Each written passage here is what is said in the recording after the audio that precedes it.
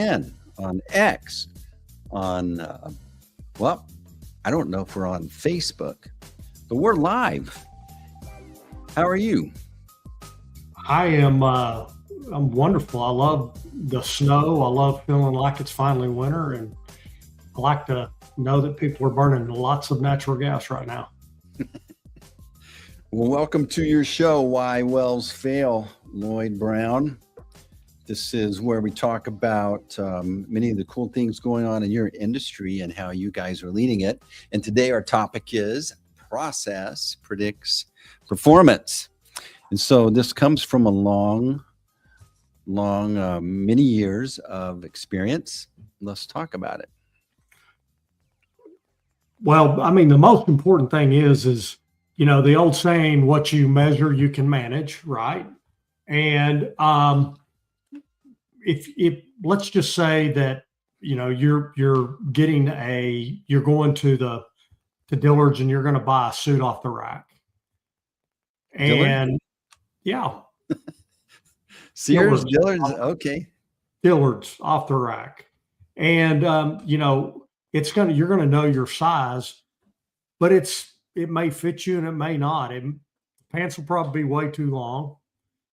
And for me, I used to have to buy a bigger jacket, and then the pants would swallow me up, and it never fit. But it was a suit, right? Mm-hmm. And the ability to have a process is, it's just like going to the tailor and it's getting something bespoke for you. You don't have to take it and get it altered. When it's measured, it is measured to fit you and only you. And that's really what we do with a well.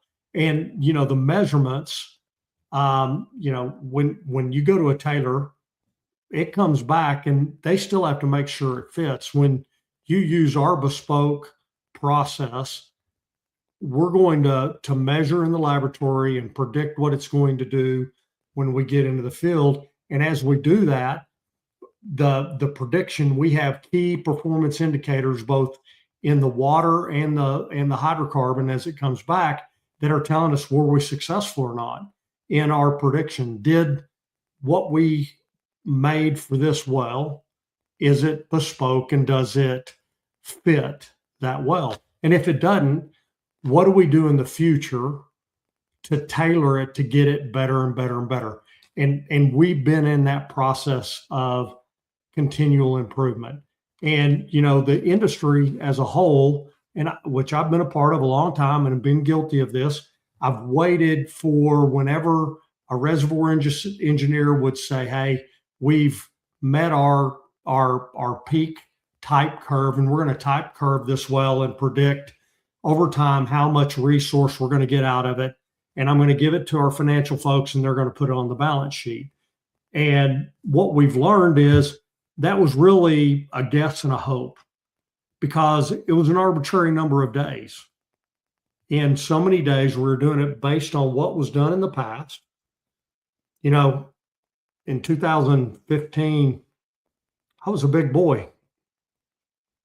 And if you took a suit that I needed back then, I weighed 233 pounds, had a right under a 40-inch waist. I wore a 46 blazer, and I'm not going to say what I've said about myself, but I was fat. You're hefty. And you take it to today, I wear a 44 blazer. I wear a 34. I have a 34-inch waist. I'm much more fit. But if you tried to put the suit on me from then to today, it'd look like I'm back in the 1980s wearing my parachute pants. Mm-hmm. And that's what happens in well performance, is our industry is behind, and that's what our process patent proves, is we have the ability to meet what your well needs today, not the one that you drilled and completed even 2 years ago. We have that ability to give and continuing to make sure that the size fits better.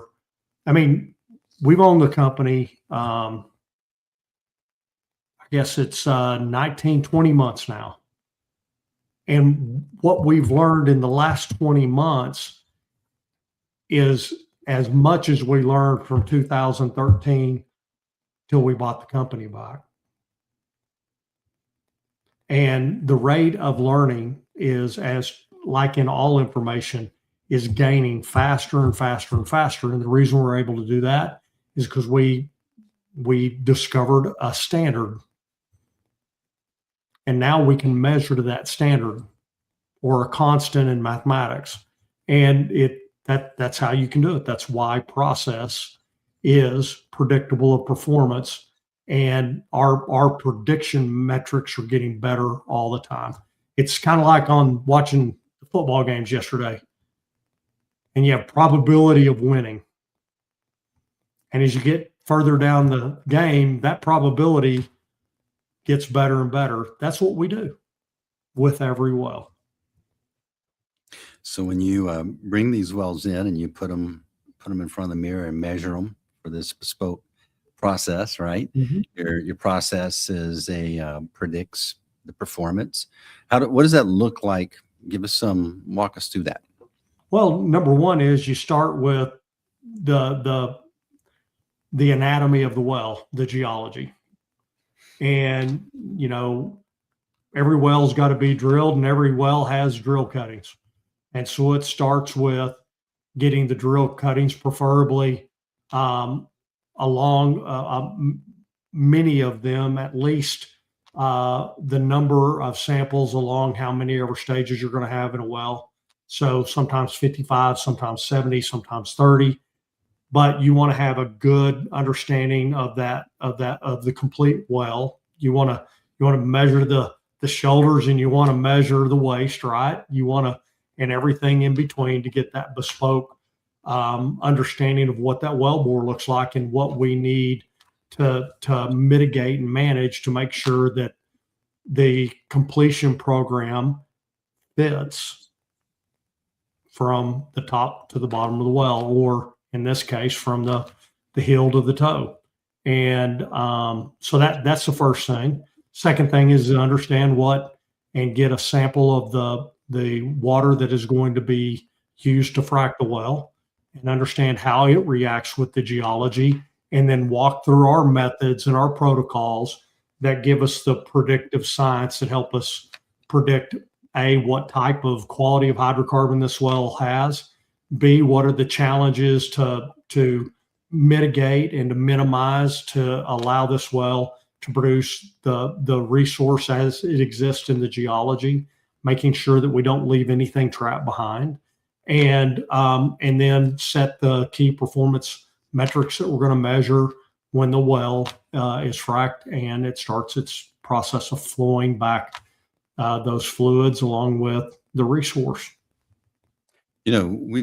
We've mentioned water a bunch of times in here, and maybe discuss it a little bit, but it's a very important part of the process. And I'm assuming this is an appropriate conversation about the water quality, but talk about that. Well, water, the first thing you learn in high school chemistry, or the first thing I learned was, professor brought in a glass of water and he said, "What is this?" And we all struggled and nobody got the right answer. And then he said, "It's a universal solvent." Water is over time, the universal solvent for the elements of this earth, and is what brings things back from disruption to equilibrium. So we want to understand how the water reacts with the rock, and the water is a lot like our blood. It has certain chemistries about it. It has a way that it responds when it's fresh water, and there's a way that if it's produced recycled water, and if there's blends of it. And so you need to understand that chemistry just like you do the rock, because it helps you understand how you fit that fluid system. It's a key part of the fluid system that we have to size, because most of the time it's different for every well, especially in this world that we live in, where we're doing our best to recycle this very precious resource called water. Wow. So dynamic equilibrium, part of the tension there is what kind of water and what it looks like going in, and then how that water looks like coming out. That's part of the tension in this story, no? Oh, absolutely. And if you ever had distilled water, Mm-hmm. how's it taste? Not the best, but It doesn't taste right. It's because it's got no minerals in it. And you've had a mouthful of seawater. mm-hmm. How's it taste?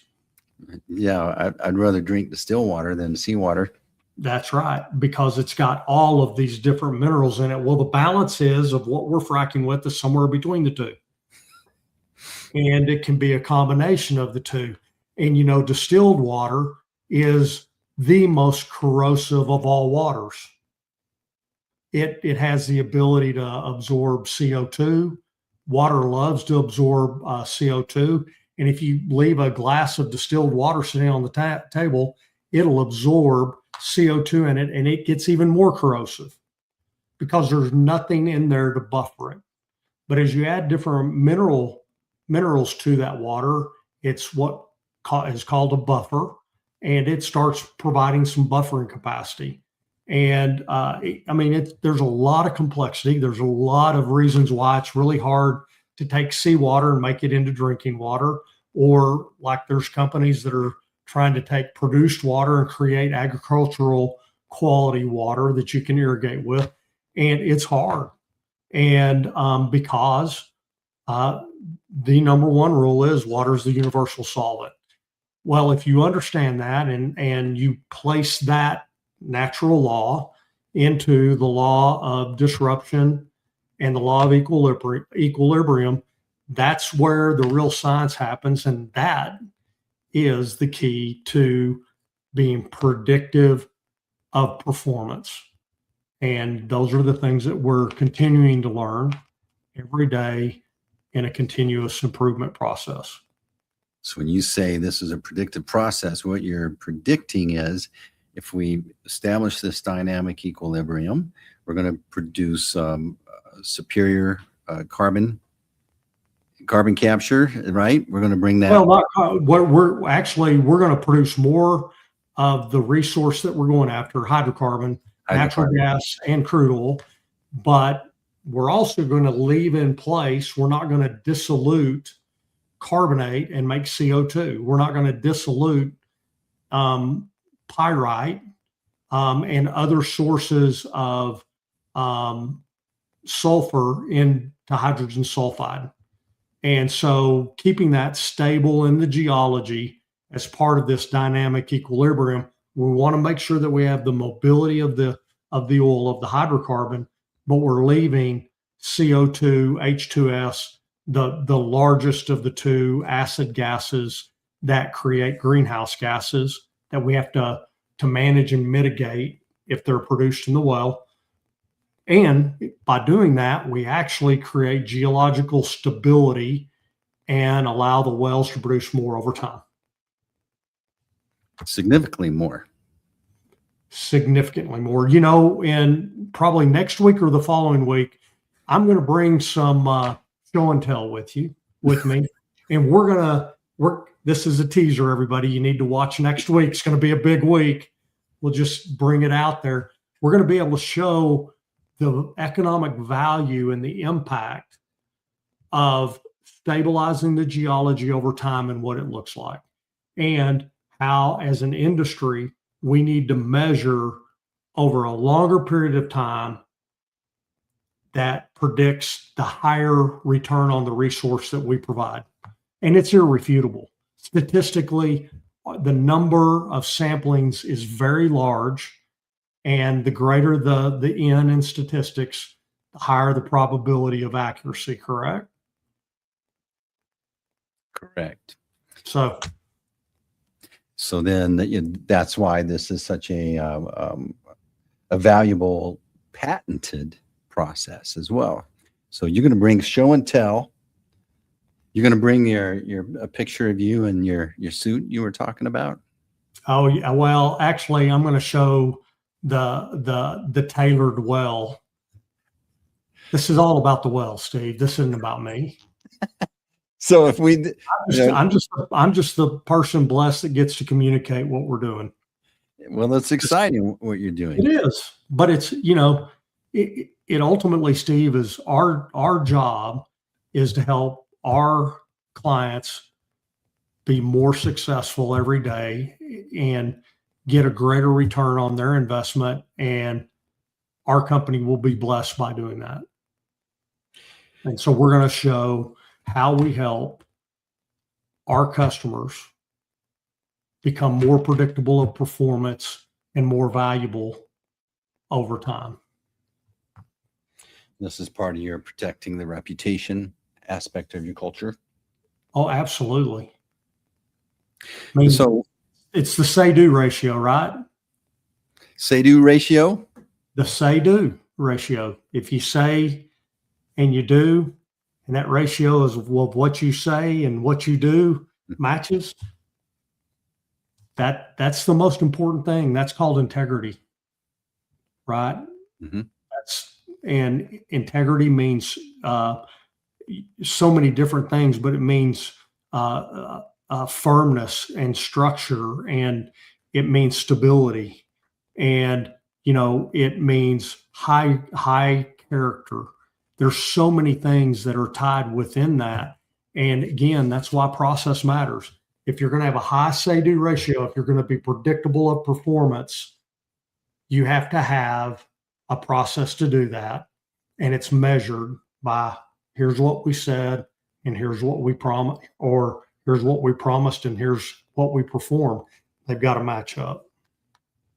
So your process, you mentioned bespoke. This means that no two wells are the same. This process that you follow on each well. We do. That's in a perfect world, we do. Sometimes it's not perfect. And the good news is we can, if we don't have all the science on the well, we just understand its location, the target depth, and we can tie it back to the enormous database. We're going to pull a suit off the rack that's going to fit like it's bespoke. So it's both and, because that's how much data we have. But the preferred method is to do the science on every well. All right, Lloyd.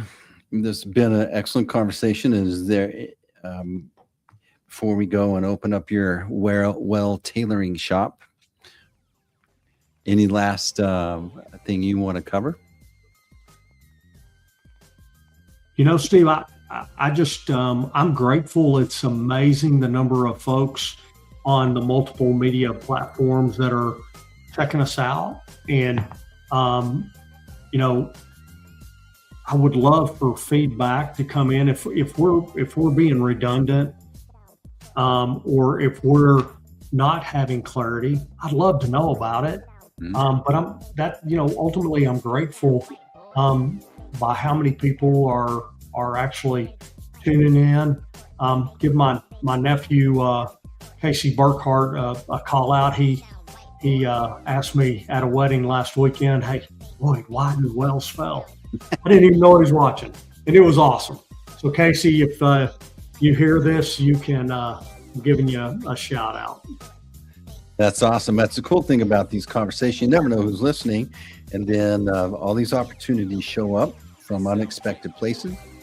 Great conversations, great relationships. But if you weren't talking, no one would know who C. Lloyd Brown is. What is it? At Refine C. LB. Yep.